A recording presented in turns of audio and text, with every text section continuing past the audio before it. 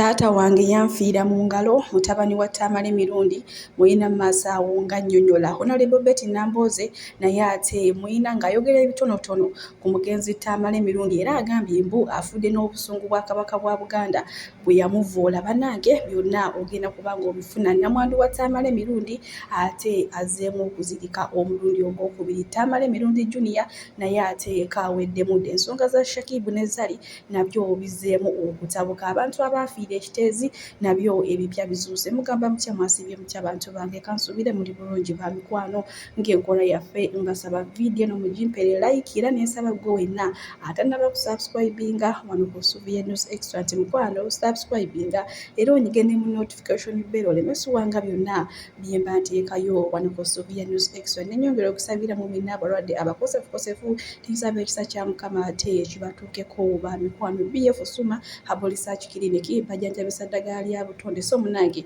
banoonyeeko weefunira obulamu obujja. Munange nkutandise n'omwami ono abuuza ssente z'okkameeza mu kibuga Kampala n'ebitundu ebisembereddewo ziri ku ssente mmeka. Mbu awulira ayagala kuwasaako oyo buwulu naye ayagala kumanya ssente za kameeza kati ennaku zino balekawo mmeka. Bannange abasajja njagala kuwasa naye nga sinnawasa njagala mumbuulire ebbeeyi y'akameeza kati eyimiridde etya mu Kampala n'ebitundu ebirinaanye nsobole okumanya wa gye nsobola okuwasa.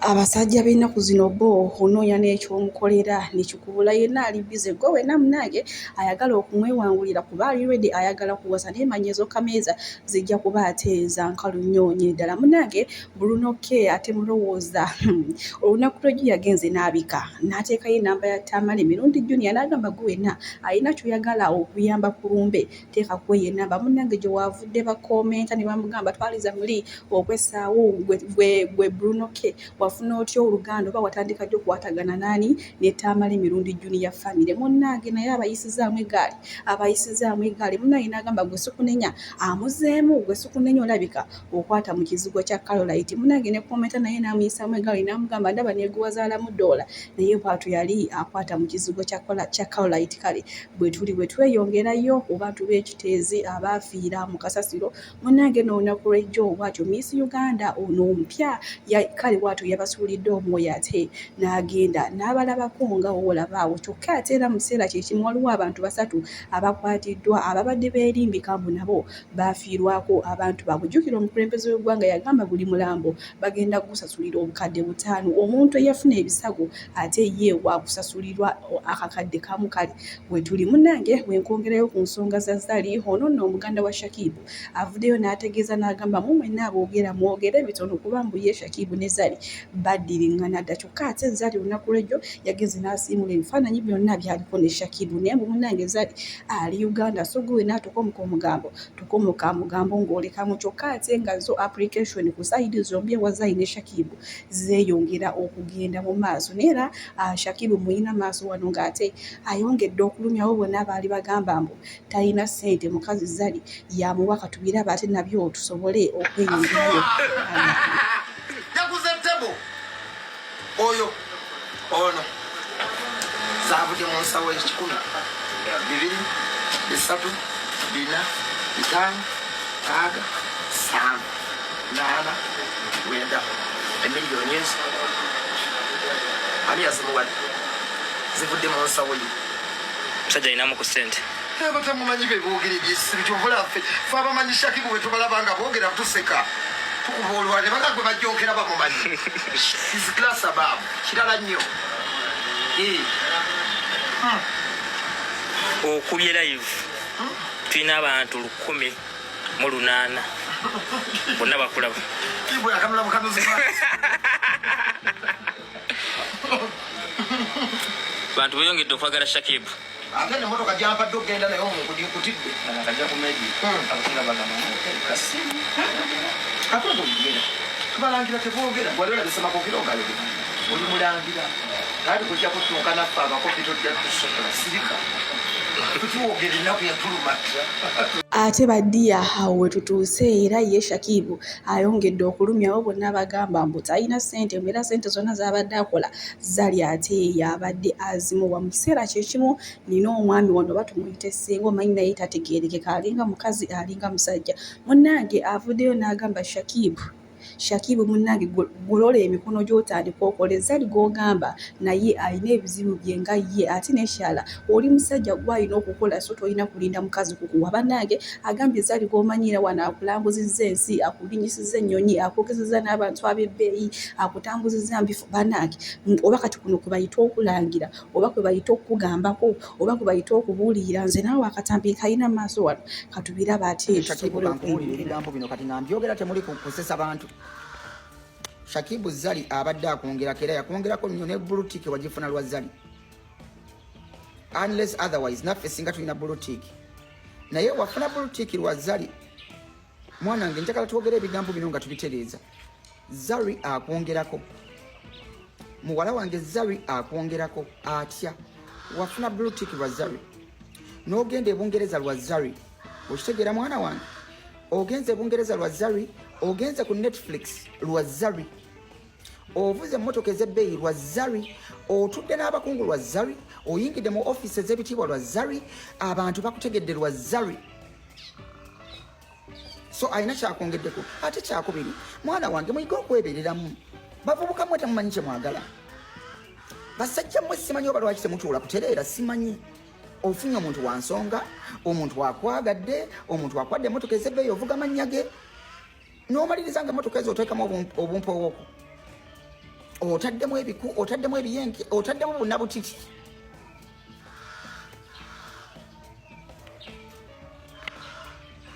Bannange nze mbabuulira abasajja bano tebatuula. Abasajja mmwe temutuula. Basajja mmwe kyofula Katonda tabasanyusa kubanga temumanyi kubaza. Omuntu akuwasizza akutaddemu ssente ze otuuse naawe oyagala kukajjala ow'amateeka. Atateeka kintu ku teebo aw'amateeka. Timu Shakibu, nze Shakibu oli mutabani wange. Singa mbadde njogera ebigambo nga nzivoola mwana wange nandibadde mubi naye njogera ebigambo nga sivuma. Mu nsi muno omukyala ne bw'abanga mugagga nga akukwanye nga bw'olaba nti mwagala bashuga mami mwagala kubeera bulungi naawe baako kyokola. Togenda kubeera ku receiving side always. Ate sente sizakugaba. Sente bakola nkole. Era mbadde nga ndaba ebiyenje wano n'emmese nga zijja. Mmoda agamba mugagga tavaako sente ez'okugaba ziri ludda waffe nange tukeera kunoonya sente. Ez'okugaba ziri ludda wazogamba nti bw'ogenze mu bufumbo. Temu Zali bweti ate nayo munnange bweddiza omuliro obusungu bungi nnyo nnyini ddala naye nga nyongera obbajjukiza muganda wa Shakibu yavuddeyo n'ategeeza n'agamba nti bannange mwogere ebitono bano bo baddiŋŋana ddamu era Zali ali Uganda munnange kale bwe tuli bwe tweyongerayo ewa Tamale Mirundi Junior munnange ono ye baatandise dda omukudaalira nga ne taata we akyali ku nsi tebannamuziika munnange Jojo Keteira avuddeyo n'agamba mbu Tamale Mirundi abadde avoola abantu ng'abayisaayisaamu amaaso nga taata we waali ng'akola ekisoboka kyonna n'amudifendinga naye mbu munnange kati leero kabalabe kazaabika emipiira mbu kati neera addemu ajolonge abantu nga wabadde abayisaamu amaaso ate n'abagamba gwe wenna ayagala okumulumba munnange mulumbe mpola mutabani wa Tamale Mirundi muyina mu maaso wano ng'ate annyonnyola enfa taata we gye yafuddemu kuba mbu ye yafudde amukutte ku mukono era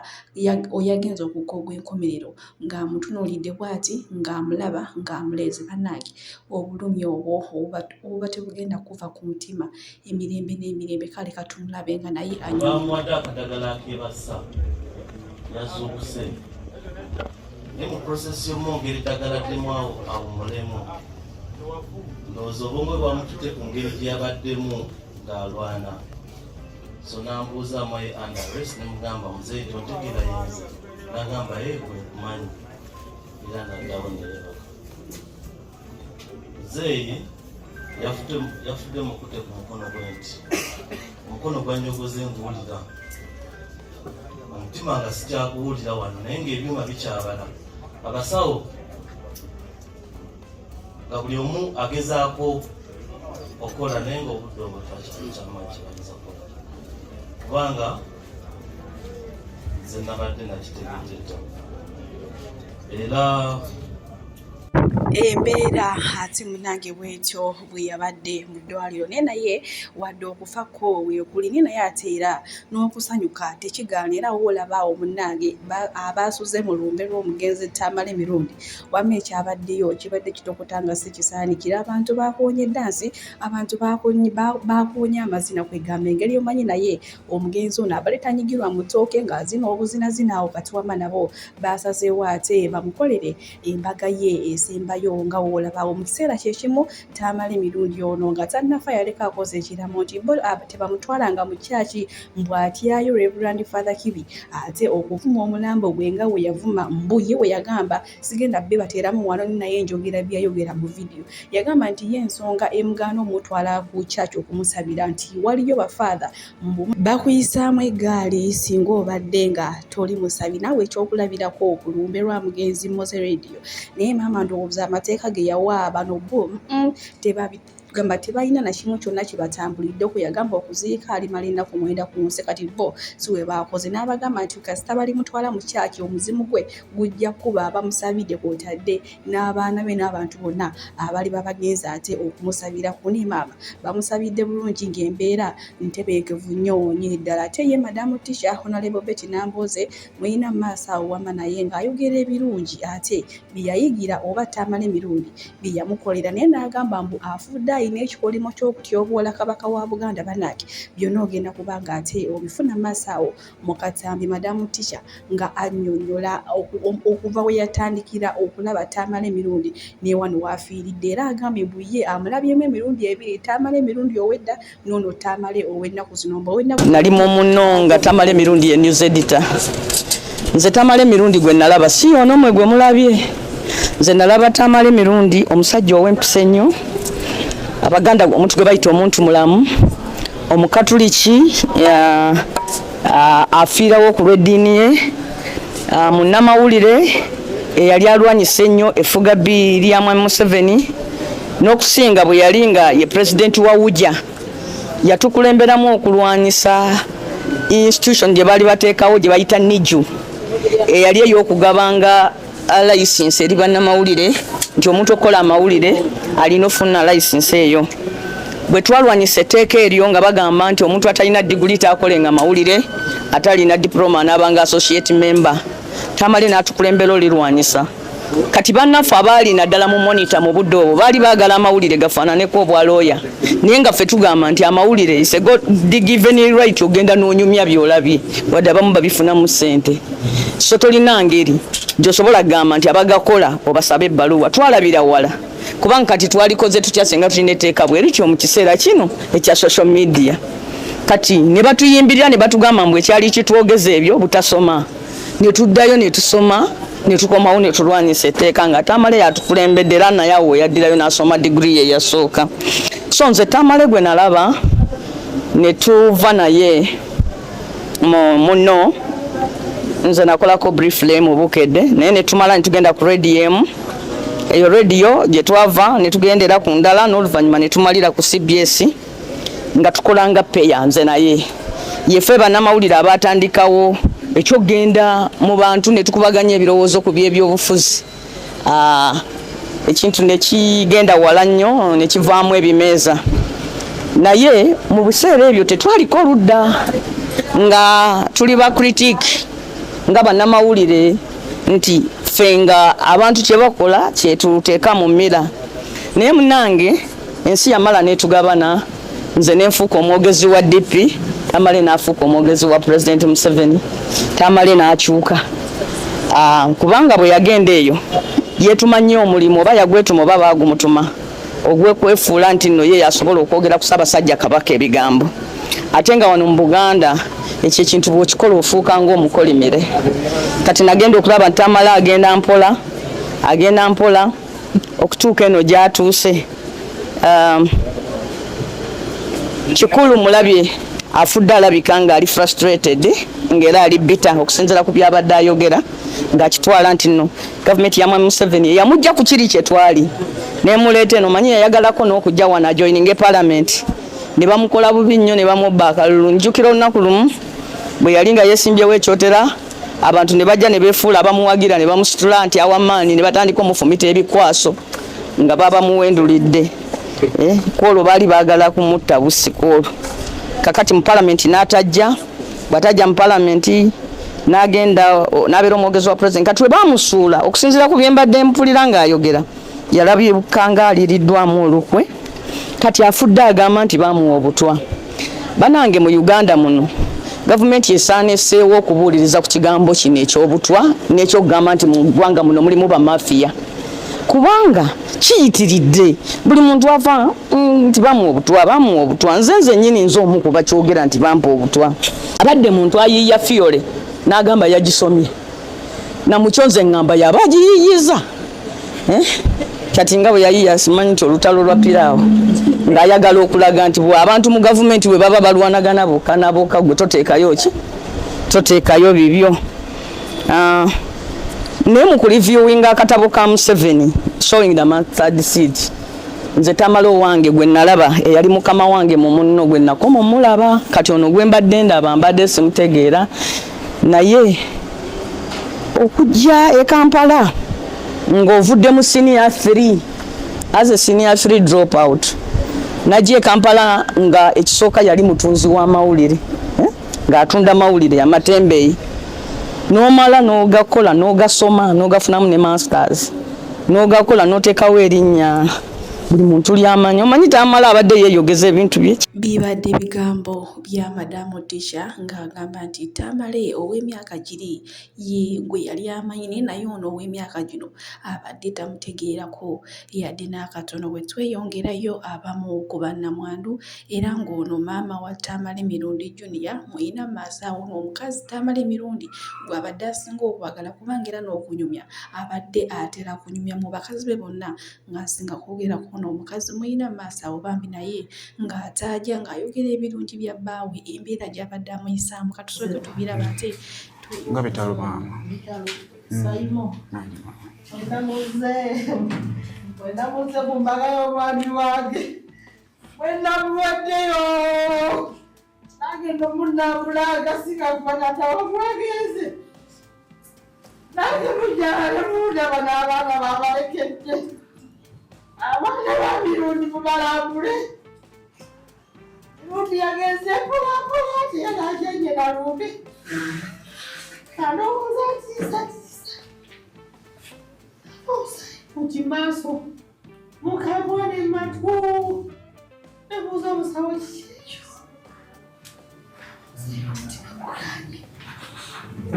muzeeyo omutima guganye ababika yabisiba omutima Mirundi kyekyamwabiza omutima nakigamba nti abantu banagamba namuwadde mutwa wesaabwanye naye tinamukubye ebikonde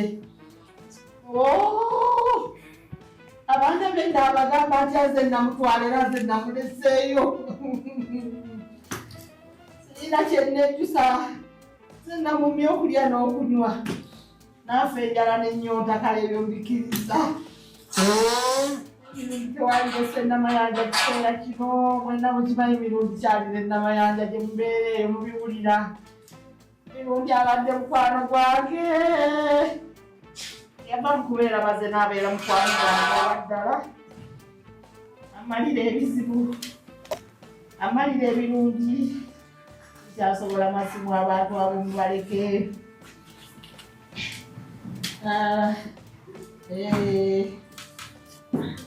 kasuku muli mutya ne gurupu yo omwana mukata w'abaana alina bigambo bwe tweyongerayo ne Fred Kajubi ono nno munange naye atuusizza ate okusaasira kweri famire y'omugenzi Tamale Mirundi era munange n'anenya ne bafuuti soja abaavuddeyo ne basanyuka olw'omwami ono okufa ng'ate wengeno bibatuusaako mu katambi wano mu maaso era ze muzikirize mbasiibwire wano naye nga temwerabira BF Suma Herbal Research Clinic bajjanjabisa ddagala lya butonde ate nga bakola ne delivery era nga bajjanjaba endwadde zonna so munange yune obakubireko wefunire ebisingawo bye for now.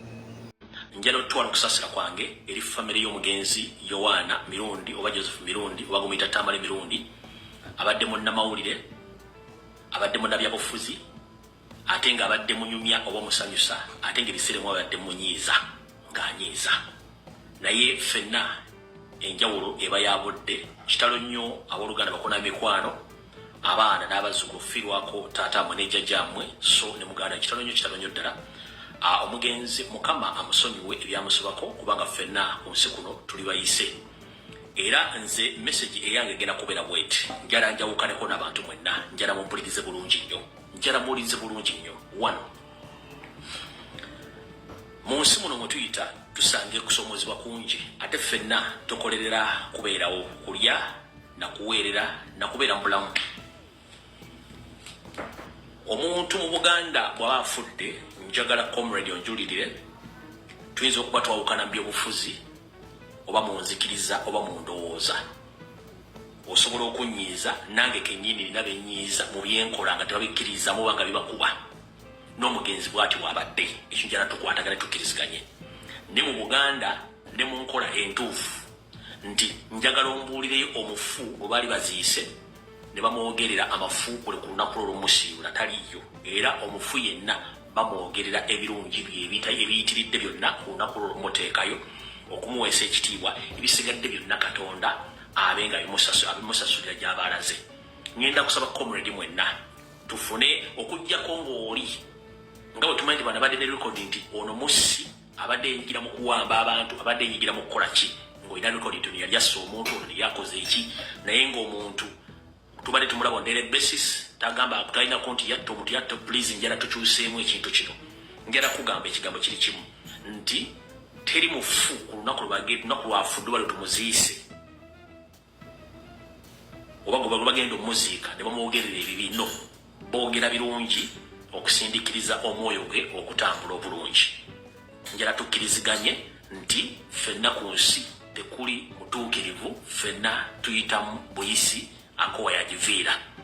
Njala kugamba gwe ssaawa zino abadde awerekereza omugenzi amafuukuule. Omugenzi yali ayogeddeko ekikusanyusa kulo tuwavayoga nti kyoyogedde kinsanyusa. Omugenzi yali ayogeddeko ekikunyiiza ate naye wali oyogeddeko ekimunyiiza.